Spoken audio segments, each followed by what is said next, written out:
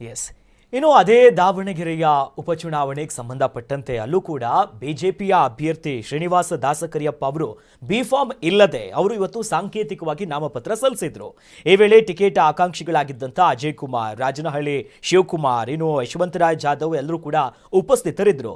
ಅಲ್ಲದೆ ಜಿಲ್ಲೆಯಲ್ಲಿ ಬಿಜೆಪಿ ನಾಯಕರು ಒಗ್ಗಟ್ಟನ್ನ ಪ್ರದರ್ಶಿಸಿದ್ರು. ಬಹಳ ದೊಡ್ಡ ಮಟ್ಟಕ್ಕೆ ನಾವೆಲ್ಲ ಒಗ್ಗಟ್ಟಾಗಿದ್ದೀವಿ ಅಂತ ಹೇಳಿದ್ರು. ನಾಮಪತ್ರ ಸಲ್ಲಿಕೆ ನಂತರದಲ್ಲಿ ಈಗ ಅಭ್ಯರ್ಥಿ ಆಗಿರುವಂಥ ಶ್ರೀನಿವಾಸ್ ಅವರು ಮಾತನಾಡಿದ್ದಾರೆ. ಏನು ಹೇಳಿದ್ರು ನೋಡ್ಬರೋಣ. ನಾಮಪತ್ರವನ್ನ ಸಾಂಕೇತಿಕವಾಗಿ ನಾವು 5 ಜನ ಬಂದು ಈಗ ನಾಮಪತ್ರ ಸಲ್ಲಿಸಿದೀವಿ. ನಮ್ಮ ಮುಖಂಡರೆಲ್ಲ ಕೂತು ನಾವೆಲ್ಲ ಮಾತನಾಡಿ ಒಂದು ಮೆರವಣಿಗೆ ಮೂಲಕ ಮತ್ತೊಂದ್ಸರಿ ನಾಮಪತ್ರವನ್ನು ಸಲ್ಲಿಸಿದ್ದೇವೆ.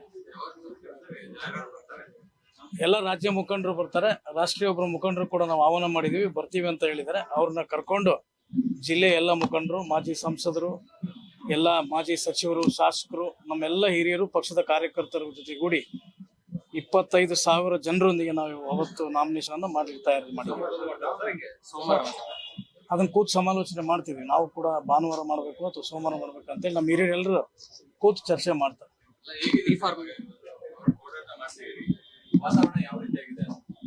ವಾತಾವರಣ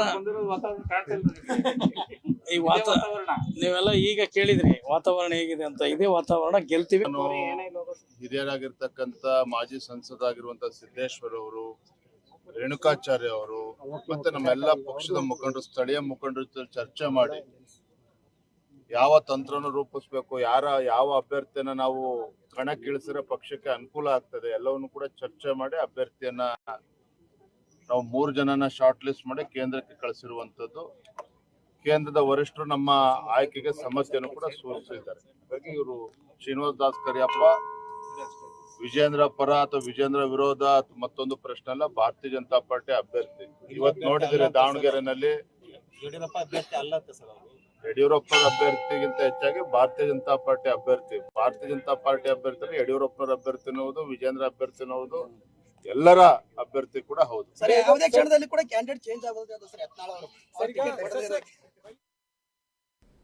ಇವತ್ತು ಇವರು ನಾವು ಗಮನಿಸಿದ್ವಿ, ಅಲ್ಲಿ ಎರಡೂ ಕಡೆನೂ ಒಂದೇ, ಅಲ್ಲೂ ಬಿಫಾರ್ಮ್ ಇಲ್ಲ, ಇಲ್ಲೂ ಬಿಫಾರ್ಮ್ ಇಲ್ಲ. ಬಟ್ ಇವ್ರಿಗೆ ಗೊತ್ತು ಅಧಿಕೃತವಾಗಿ ಆಗಿದೆ. ಸಾಂಕೇತಿಕವಾಗಿ ಅಂದ್ರೆ ಇದು ಅನ್ನೋದು ಬಹಳ ಕ್ಲಿಯರ್. ಪಕ್ಷದಿಂದ ಟಿಕೆಟ್ ಇವ್ರಿಗೆ ಘೋಷಣೆ ಆಗಿದೆ. ಹೌದು. ಅಧಿಕೃತವಾಗಿ ಇವರು ಅಭ್ಯರ್ಥಿ ಅನ್ನುವಂಥದ್ದಾಗಿದೆ. ಹೌದು. ನಾಮಪತ್ರಕ್ಕೆ ಹಿರಿಯರ ಜೊತೆ ಬಂದು ಇನ್ನೊಂದು ಬಾರಿ ಅಂದರೆ ಇವತ್ತು ಶುಭ ದಿನ ಅನ್ನೋದಕ್ಕೆ ಇದಕ್ಕೇನಾದರೂ ಒಂದು ಸಾಕ್ಷಿಭೂತವಾಗಿ ಮಾಡಿದ್ದಾರೆ ಅನ್ನುವಂಥದ್ದಿದ್ರೆ ಒಪ್ಕೋಬಹುದು. ಹೌದು. ಆದರೆ ಇವರಲ್ಲಿ ಒಡಕಿಲ್ಲ ಅನ್ನುವಂಥದ್ದು ಏನಿದೆಯಲ್ಲ, ನನ್ನ ಪರವಾಗಿ ಇದ್ದವರೆಲ್ಲ, ನನ್ನ ಬಿಜೆಪಿ ಇವರೆಲ್ಲ ಲಾಬಿ ಮಾಡಿಕೊಂಡು ಡೆಲ್ಲಿಲಿ ಕೂತು 3 ದಿನ ರೇಣುಕಾಚಾರ್ಯ ಅವರು ಕೂತಿದ್ರು, ಅಜಯ್ ಕುಮಾರ್ ಅವ್ರ ಪರವಾಗಿ ಬ್ಯಾಟ್ ಬೀಸ್ಕೊಂಡು. ರೇಣುಕಾಚಾರ್ಯ ಅವರು ಯಾರು ಅಂತ ಕೇಳಿದ್ರೆ ಯಡಿಯೂರಪ್ಪ ವಿಜೇಂದ್ರ ಅವ್ರ ಕಡೆನೇ ಬರ್ತಾರೆ ಅಗೈನ್ ಮತ್ತಲ್ಲಿಗೆ. ಇವ್ರ ಹತ್ರ ಕೆಲಸ ಅಲ್ಲಿ ಸಾಧಿಸೋದಕ್ಕೆ ಆಗಿಲ್ಲ. ಹೌದು. ಹೈಕಮಾಂಡ್ ಅಹಿಂದ ಮತಗಳ ಕಡೆ ಗಮನ ಕೊಟ್ಟಿದೆ. ಇದರಲ್ಲೊಂದು ಲಾಬಿ ಏನಿದೆ ಅಂತಂದರೆ, ಇವತ್ತು ಏನು ದಾವಣಗೆರೆಯಲ್ಲಿ ನಡೀತಾ ಇದೆ, ಇದರಲ್ಲಿ ಅತಿ ಹೆಚ್ಚು ಮುನಿಸ್ಕೊಳ್ಳುವಂಥ ಮತದಾರರು ಏನೋ ಇದ್ರೆ ಅದು ಮುಸಲ್ಮಾನರು. ಹೌದು. ಕಾಂಗ್ರೆಸ್ ಅಥವಾ ಈ ದಾವಣಗೆರೆಯಲ್ಲಿ ಆಗ್ತಿರುವಂಥ ಏನಾದರೂ ಈ ಚುನಾವಣೆಯಲ್ಲಿ ನೋಡಿದ್ರೆ, ಉಪಚುನಾವಣೆ ನೋಡಿದ್ರೆ, ಇವತ್ತು ನಮ್ಮ SS ಮಲ್ಲಿಕಾರ್ಜುನ್ ಅವ್ರ ಕುಟುಂಬದಲ್ಲಿ ಆಗ್ತಾ ಇರುವಂಥದ್ದು ನೋಡಿದ್ರೆ, ಅವ್ರ ಮೇಲಿರುವ ಆರೋಪ ನೋಡಿದ್ರೆ, ಮುಸಲ್ಮಾನರನ್ನ ಬಳಸ್ಕೊಂಡ್ರು. ಆದರೆ ಸರಿಯಾದ ಸಮಯ ಇದು, ನಮಗೂ ಒಂದು ಅವಕಾಶ ಕೊಡ್ಬೋದಾಗಿತ್ತು, ಆದ್ರೆ ಕೊಡ್ತಾ ಇಲ್ಲ ಅನ್ನುವಂಥ ಇಬ್ಬರು ನಾಯಕರು ಮತ್ತು ಆ ಸಮುದಾಯ ಏನು ಬೇಡಿಕೆ ಇಟ್ಟಿದೆ, ಇದರ ಸಂಪೂರ್ಣ ಲಾಭ ಎತ್ತಬೇಕು ಅಂತಂದ್ರೆ 5 ಮತಗಳನ್ನು ಹೊಡಿಬೇಕು ಅಂತಂದ್ರೆ ಅಲ್ಲಿ ಕರ್ಕೊಂಬಂದು ದಾಸಕರಿಯಪ್ಪ ನಿಲ್ಸ್ಕೊಂಡಿದ್ರು. ಅಜಯ್ ಕುಮಾರ್ ನಿಂತ್ಕೊಂಡಿದ್ರು, ಆಗ್ತಾ ಇರಲಿಲ್ಲ. ಎಷ್ಟಿ ಕೊಟ್ಟು ಅಂದರೆ ಈಗಾಗಲೇ ಬಾಗಲಕೋಟೆ ಇನ್ನೊಂದು ಕಡೆ ಎಲ್ಲ ಲಿಂಗಾಯತರು, ಶಿಕ್ಷಣ ಕ್ಷೇತ್ರದಲ್ಲಿ ಪದವೀಧರ ಕ್ಷೇತ್ರದಲ್ಲಿ ಲಿಂಗಾಯತರಿಗೆ ಮಣೆ ಹಾಕಲಾಗಿದೆ ಬಿಜೆಪಿಲಿ. ಯಾವುದು ಲಿಂಗಾಯತರಿಗೆ 3 ವಿಭಾಗದಲ್ಲಿ ಕೊಟ್ಟಾಗ, ಅಲ್ಲಿ 3 ಇದ್ರಲ್ಲಿ ಕೊಟ್ಟಾಗ, ಸಹಜವಾಗಿ ಜಾತಿ ಲೆಕ್ಕಾಚಾರಗಳು ಬಂದರೆ ಇಲ್ಲಿ ಮತ್ತೆ ST ಸಮುದಾಯವನ್ನು ನಾವು ಒಳಗಡೆ ಎಳ್ಕೋತಾ ಇದ್ದೀವಿ. ಆ ಸಮುದಾಯವನ್ನು ಕೂಡ ನಾವು ಮೇಲೆತ್ತುವಂಥ ಪ್ರಯತ್ನ ಮಾಡ್ತೀವಿ. ಹೌದು. ಸೊ ಹಾಗಾಗಿ ಅಹಿಂದ ವರ್ಗವನ್ನು ನಾವು ಟಾರ್ಗೆಟ್ ಮಾಡಿದ್ದೀವಿ ಅನ್ನೋದು ಸ್ಪಷ್ಟವಾಗಿ ಗೋಚರಿಸ್ತಾ ಇದೆ, ಸ್ಪಷ್ಟವಾಗಿ ಹೇಳ್ತಾ ಇದ್ದಾರೆ ಅವರು.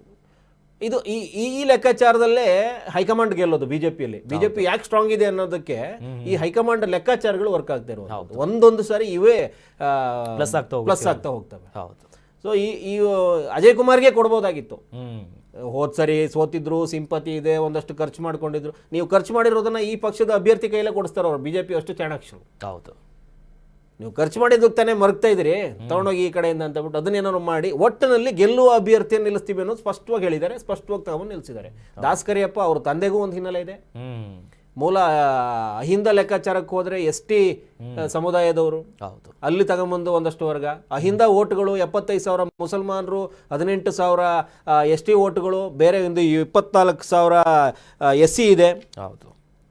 ಕುರುಬರು ಒಂದು 25,000 ಇದ್ದಾರೆ.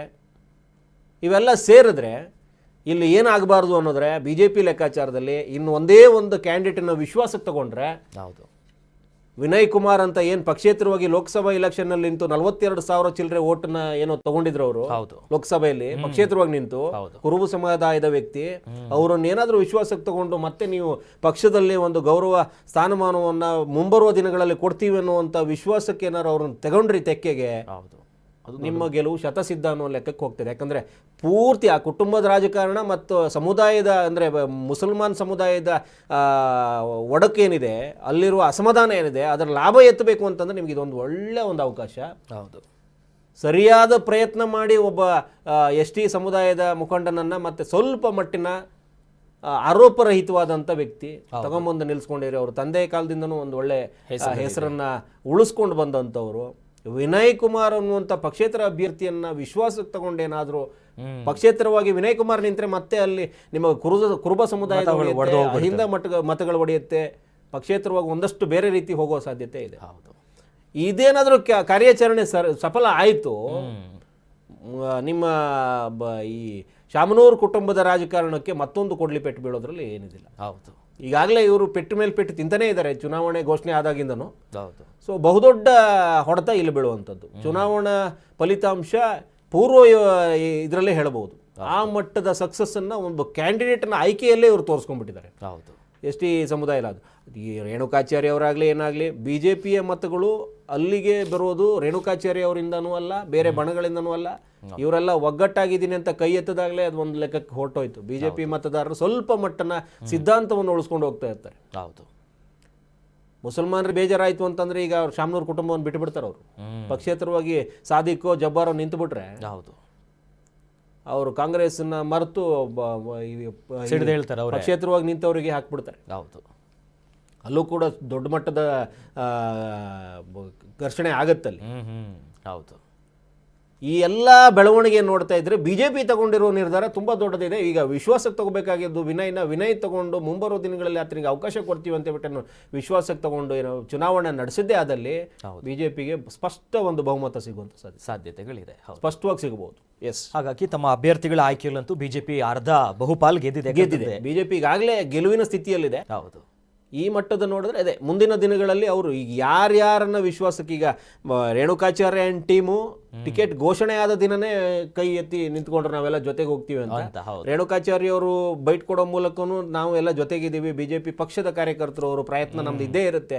ಆದರೆ ಯಾರು ಪಕ್ಷದ ಕ್ಯಾಂಡಿಡೇಟ್ ಅಂತ ಘೋಷಣೆ ಆಗುತ್ತೋ ಆಗಿಂದ ನಾವೆಲ್ಲ ಕ್ಯಾಂಡಿಡೇಟ್ ಪರವಾಗಿ ನಿಂತ್ಕೋತೀವಿ ಅನ್ನುವಂಥ ಸ್ಪಷ್ಟ ನಿಲುವು ಹೇಳಿದ್ರು. ಸೊ ಅಲ್ಲಿಗೆ ಎಲ್ಲರೂ ಮತದಾರರು ಮತ್ತೆ ಅವ್ರ ಕಡೆ ಹೋಗಿ ನಿಂತ್ಕೊಂಡಂಗೆ. ಈಗ ನೋಡಬೇಕು ವಿನಯ್ ಕುಮಾರ್ ಮೇಲೆ ನಿಂತಿರುವಂಥದ್ದು. ಹೌದು. ಅವರೊಬ್ಬರೇ ಈಗ ಹೊರಗಡೆ ನಿಂತ್ಕೊಂಡು ಏನಾದರೂ ಮತ್ತೆ ಒಡೆಯೋ ಪ್ರಯತ್ನ ಮಾಡಿದ್ರೆ BJPಗೆ ಅದು ಕೊಡ್ಲಿ. ಇಲ್ಲಿಯ ಮತಗಳೇ ಅಲ್ಲಿಗೆ ಸೆಳೆಯುವಂಥವು. ಹೌದು. ಅಲ್ಲಿ ಶಾಮನೂರು ಟೀಮ್ನ ಮತ ಏನಾದರೂ ಹೊಡಿಬೇಕು ಅಂತಂದ್ರೆ ಮುಸಲ್ಮಾನರು ಬಂದು ಈ ಕಡೆ ಪಕ್ಷೇತರ ನಿಂತ್ಕೋಬೇಕು. ಆ ಕುಟುಂಬ ಏನು ಮಾಡಬೇಕು ಅಂತಂದ್ರೆ ಅವ್ರನ್ನ ಸೆಳೆಯೋ ಪ್ರಯತ್ನ ಮಾಡಬೇಕು. BJP ವಿನಯನ್ನ ಸೆಳೆಯೋ ಪ್ರಯತ್ನ ಮಾಡಬೇಕು. ಇಲ್ಲಿ ಕೇಸು ಯಾರು ಗೆಲ್ತಾರೋ ಅವರು ಸ್ಪಷ್ಟವಾದ ಬಹುಮತದಲ್ಲಿ ಇರ್ತಾರೆ. ಎಸ್.